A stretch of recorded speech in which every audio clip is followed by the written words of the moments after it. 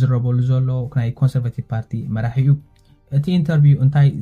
ዝኣሰረ ቃለ መሕትት ነይሩ ኣብ ምንታይ ኣተኪሮም እዮም ተዛሪቦም መጀመርታ እቲ ኣርስታቱ እሕፅራ ቢለ ክነግረኩም ድሓር ብውሽጢ ኣብ ዲቴል ኣቲና ክንዛረበሉ ኢና መጀመርታ ኣብ 2022 ኢንተርቪው ገይሩ ከም ዝነበረ ንዝክር ኢና ጆርዳን ፒተርሰን ፒየር ፖሊየቭ ብኦንላይን ዓዲሙ ብዙም ዝገበርዎ ኢንተርቪው ልዕሊ 4 ሚሊዮን ቪው ረኺቡ ምክንያቱ ኣብ 9 ሰዓት ጆርዳን ፒተርሰን እውን ባዕሉ ብስ ናይ ካናዳ መንግስቲ ኣብ ትሕቲ ናቱ ዝግበር ነበረ ኢንቨስቲጌሽን እቲ ኢንቨስቲጌሽን እንታይ ነይሩ ንጆርዳን ፒተርሰን ናይ ሶሻል ሚድያ ትሬኒንግ ክትገብር ኣለካ ሳይኮሎጂስት ስለዝኾነ ንስኻ ኣብ ሶሻል ሚድያ ትዛረቦ ዘለኻ ቅቡልን ናይ ቅቡልን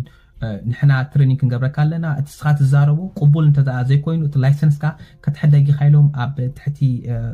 ሓያል ዝኾነ ናይ ቤት ፍርዲ ምምላስ ነይሩ ሽዑ ዝገበሮ ኢንተርቪው ብዙሕ ቪው ረኺቡ ከምኡውን እንደገና ኣብ ናይ ጆሮገን ፖድካስት ዝገበሮ ቃለ መሕትት ጆርዳን ፒተርሰን ኣብ ዝለዓለ ደረጃ ይበፅሕ ነይሩ ሽዑ ሓንቲ ሓያል ኢንተርቪው ገይሮም ነይሮም ቅድሚ 2 ዓመት እዩ ኣብቲ 9 ሰዓት መብፅዓ ኣቲ ነይሩ ፒየር ፖሊየቭ ንካናዳ መራሒ እንተኮይነ እዝን ክገብር እዝን ንካናዳ ዘድልያ ዘሎ ለውጥታት ኢሉ እንተኾነ 9 ሰዓት ኣይተመርፀን ሕጂ ግን ምርጫ ክካየድ ምዃኑ ርግፀኛ ሃቲና ምክንያቱ 2025 ኣቲና ኣለና ኣብቲ ዝቐረበ እዋን ማዓስዩ ምርጫ ዝኸይድ ኢሉ ካታ ቀዳመይቲ ሕቶ ካብ ዝሓተቶ ማለት ኣብ ቻነል ከም ዝፍለጥ እውን ብተደጋጋሚ ከም ዝሓበርኮ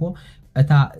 ዝነውሐት ምርጫ ክትወሰልና ትኽእል 2025 ወርሒ 10 እያ እታ ዝቐረበት ምርጫ ትካየድላ እዋን ከዓ ወርሒ 3 2025 እያ ሕራይ እቲ ዝተባሃለ ኢንተርቪው ካብ 1 ክሳብ 15 ብሕፅር ዝበለ ቀዳመይቲ ነጥቢ እንታይ ነይራ እሳ ከዓ ናይ ፒየር ፖሊየቭ እንታይ ዓይነት ፕሮግራም ይለውፅእ እጂ መብዛሕትኡ ግዜ ፒየር ፖሊየቭ እንተዳሪኹሞ ኣብ ናይ ፓርላመንት ሂል ዝበሃል ኣብቲ ዝካትዕሉ ቦታ ኣትዩ ብኸመዩ ነቲ ክትዕ ዝዳሎ ዘሎ ኩነታት እንታይ ዓይነት ኣርእስቲ ዝመርፅ እንታይ ዓይነት ሕቶታት ይኸ ናብቶም ሊበራል ዝበሃሉ መንግስቲ ኣብ ሰዓት እዚ መሪሕነት ካናዳ ሒዞም ዘለው ሊበራል መንግስቲ እዩ ናብኦም ዘቕርቡ ሕቶታት ኣለዉ ንሱ ከዓ እንታይ እዩ ብኸመይ ይኸ ዘዳልዎ እቲ ሕቶታት ክመርፅ ከሎ ኣበየናይ ኣርእስቲ ይመርፅ እንታይ ዓይነት ሕቶ እዮም ከ ካብ ዝሓለፈ ዘይተመለሰ ኣጥቢቆም ንሎሚ ክድገም ዘለዎ ወይ ክምለስ ዘሎ ፕሬሸር ዝህቡ ዝብል ሕቶ እዩ ዝዳሎ ኣብዚ ከዓ ንፒየር ፖሊየቭ ብኸመይ ኻ ንዝኾነ ዓይነት ናይ ፓርላመንት ሂል ክትዳሎ ከለኻስ እንታይ ትገብር ኢሉ ሓቲትዎ እቲ ዝገርም ብዛዕባ ናይ ፓርላመንት ሂል ዝገብረ ኢንተርቪው ተደጋጋሚ እውን ኣብዚ ቻነል እዚ ኣቕሪበልኩም ነይረ